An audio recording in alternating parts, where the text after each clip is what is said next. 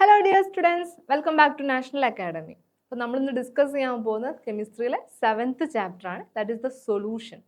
Solution അല്ലെങ്കിൽ ലായനി എന്ന് പറഞ്ഞു കഴിഞ്ഞാൽ എന്താണ്? ഇപ്പോൾ ഏറ്റവും വലിയ എക്സാമ്പിളാണ് നമ്മുടെ സുഗർ സൊല്യൂഷൻ അല്ലെങ്കിൽ പഞ്ചസാര ലായനി. എന്താണ് അത് പറഞ്ഞു കഴിഞ്ഞാൽ പഞ്ചസാരയും വെള്ളവും കൂടെ കൂടി ചേർന്ന ആ ഒരു ഇതിനെയാണ് നമ്മൾ പഞ്ചസാര ലായനി അല്ലെങ്കിൽ സുഗർ സൊല്യൂഷൻ എന്ന് പറയുന്നത്. സൊല്യൂഷൻ എന്ന് പറഞ്ഞു കഴിഞ്ഞാൽ it's A homogeneous mixture of 2 or more substance. അതായത് രണ്ടോ അതിലധികമോ മിക്സ്ചറുകൾ അല്ലെങ്കിൽ കോമ്പൗണ്ടുകൾ കൂടി ചേർന്ന ഒരു ഹോമോജീനിയസ് മിക്സ്ചറിനെയാണ് നമ്മൾ സൊല്യൂഷൻ എന്ന് പറയുന്നത്. ഓക്കെ, അപ്പോൾ സൊല്യൂഷനകത്ത് ഉണ്ടായിരിക്കുന്ന മെയിൻ ഇൻഗ്രീഡിയൻസ് ഒരു സൊല്യൂട്ടും ഉണ്ടായിരിക്കും, സോൾവെൻറ്റും ഉണ്ടായിരിക്കും. സോൾവെന്റ് എന്ന് പറഞ്ഞു കഴിഞ്ഞാൽ is a component of solution which have the same physical state of solution. സൊല്യൂഷൻ്റെ അതേ ഫിസിക്കൽ സ്റ്റേറ്റുള്ള കോമ്പോണന്റിനെയാണ് നമ്മൾ സോൾവെന്റ് എന്ന് പറയുന്നത്. സൊല്യൂട്ട് എന്ന് പറഞ്ഞു കഴിഞ്ഞാൽ ഈ സൊല്യൂട്ട് സോൾവെന്റിൽ മിക്സ് ചെയ്തിട്ടാണ് സൊല്യൂഷൻ ഫോം ചെയ്യുന്നത്. ഓക്കെ, അപ്പോൾ ഈ സോൾവെന്റിനകത്ത് മിക്സ് ചെയ്യുന്ന ആ ഒരു കോമ്പൗണ്ടിനെയാണ് നമ്മൾ സൊല്യൂട്ട് എന്ന് പറയുന്നത്. ഇങ്ങനെ സോൾവെന്റുകളും സൊല്യൂട്ടുകളും കൂടെ കമ്പൈൻ ചെയ്തിട്ടാണ് ഒരു സൊല്യൂഷൻ അല്ലെങ്കിൽ ഒരു ലായനി ഫോം ചെയ്യുന്നത്. അതുപോലെ തന്നെ നമ്മുടെ സൊല്യൂഷൻസിന്റെ പ്രോപ്പർട്ടീസിനെ നമ്മൾ അറിയപ്പെടുന്നത് ദ സൊല്യൂഷൻ കോൺസെൻട്രേഷൻ എന്ന പേരിലാണ്. ദ പ്രോപ്പർട്ടീസ് ഓഫ് സൊല്യൂഷൻ നമ്മൾ അറിയപ്പെടുന്നത് സൊല്യൂഷൻ കോൺസെൻട്രേഷൻ എന്ന പേരിലാണ്. മെയിൻലി നോക്കാനുള്ള സൊല്യൂഷൻ കോൺസെൻട്രേഷനുകളാണ് നമ്മുടെ molality, molarity, normality, mole fraction and mass percentage. ഏതൊക്കെയാണ്?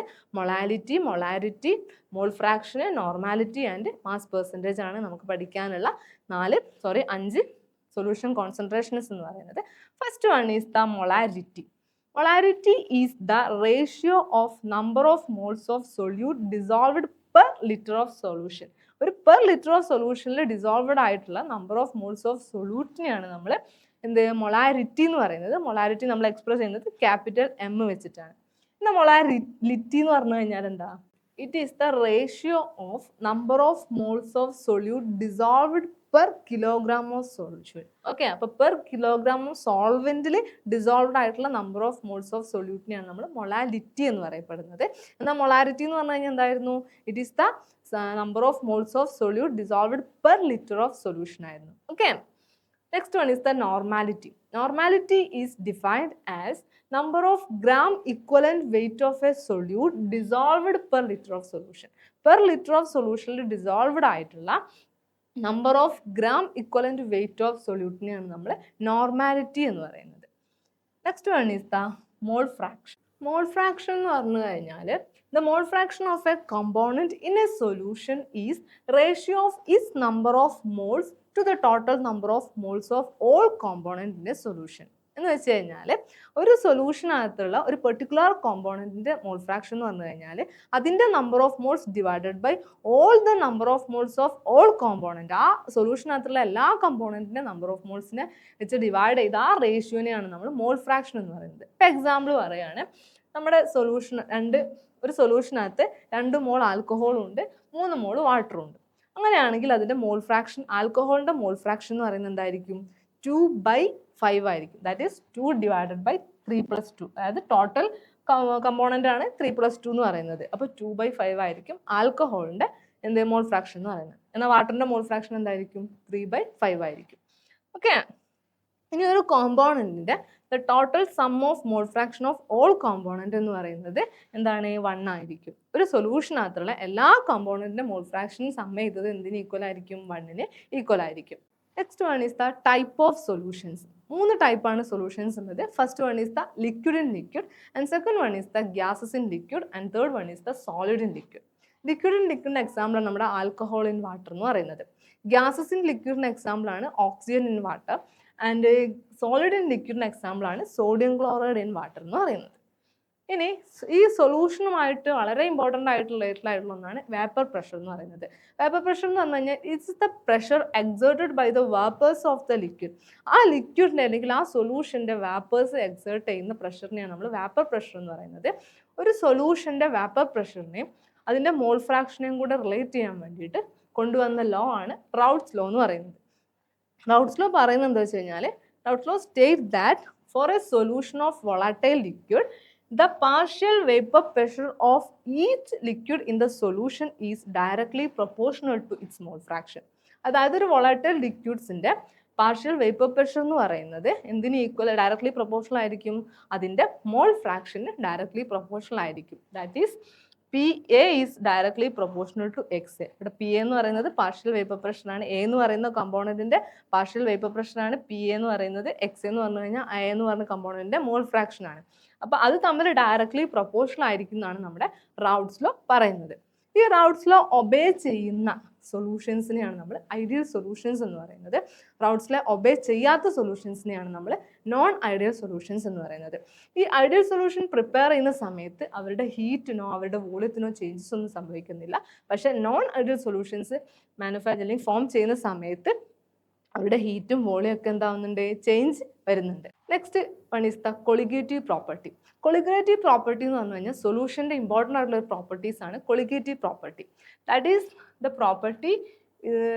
properties of a solution which depend only on the number of particles of solute and not on the nature of the solvent and solute. ഒരു സൊല്യൂഷനകത്തുള്ള സോൾവെൻറ്റിൻ്റെയോ സൊല്യൂഷൻ്റെയോ നേച്ചറിനെ depend ചെയ്യാതെ അതിൻ്റെ number of solvent അല്ലെങ്കിൽ number of സൊല്യൂട്ടിനെ മാത്രം depend ചെയ്യുന്ന പ്രോപ്പർട്ടീസിനെയാണ് നമ്മൾ colligative properties എന്ന് പറയുന്നത്.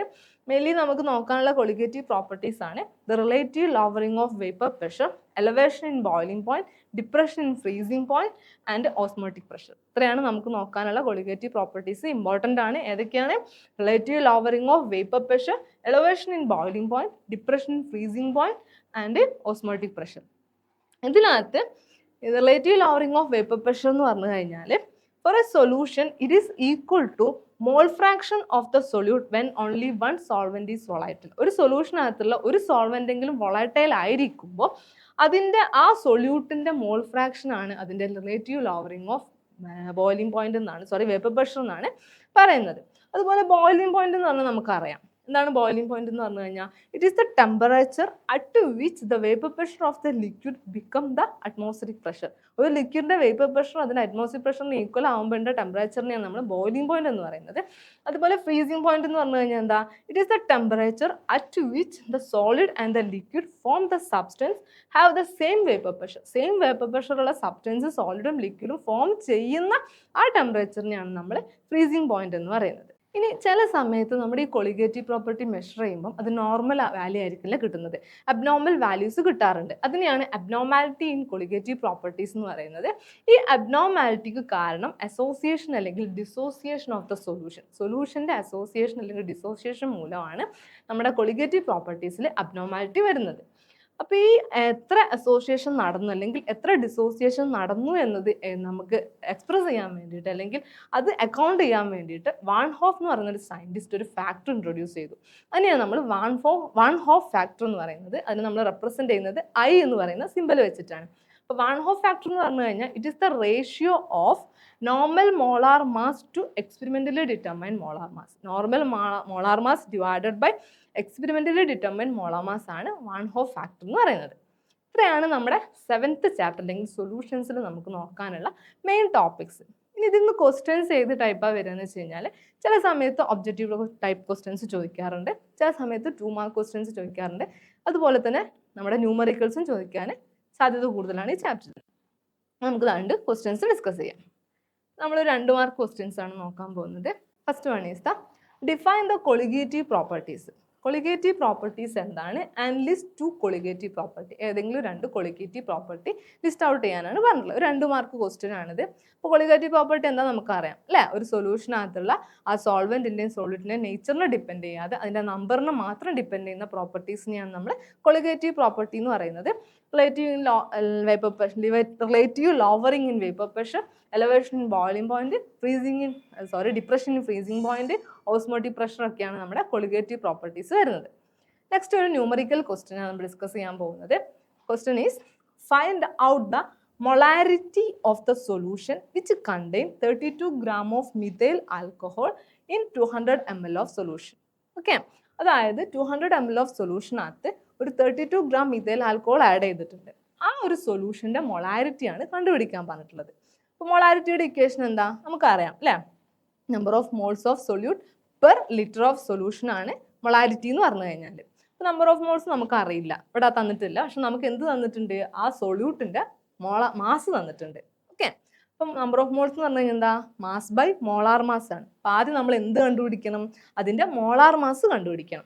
അപ്പോൾ molar mass of methyl alcohol CH3OH ആണ് മിഥൈൽ ആൽക്കഹോൾ എന്ന് പറഞ്ഞു കഴിഞ്ഞാൽ. അപ്പോൾ ഒരു കാർബൺ ഉണ്ട്, 3 ഹൈഡ്രജൻ ഉണ്ട്, ഒരു ഓക്സിജൻ ഉണ്ട്, ഒരു ഹൈഡ്രജൻ ഉണ്ട്. ദാറ്റ് ഈസ് കാർബണിൻ്റെ മോളാർ മാസ് 12, ഹൈഡ്രജൻ 3 ഉണ്ട്, therefore 3 × 1 പ്ലസ് ഓക്സിജൻ്റെ 16 പ്ലസ് ഹൈഡ്രജൻ്റെ 1, ടോട്ടൽ 32 gram per mole എന്ന് കിട്ടും. അപ്പം ആ മാസ് എത്രയാണ്? 32 gram തന്നിട്ടുണ്ട്. അപ്പോൾ മാസ് ബൈ മോളാർ മാസ് ചെയ്യുമ്പോൾ നമ്പർ ഓഫ് മോൾസ് കിട്ടും. That is equal to 32/32 is equal to 1 mole എന്ന് കിട്ടും.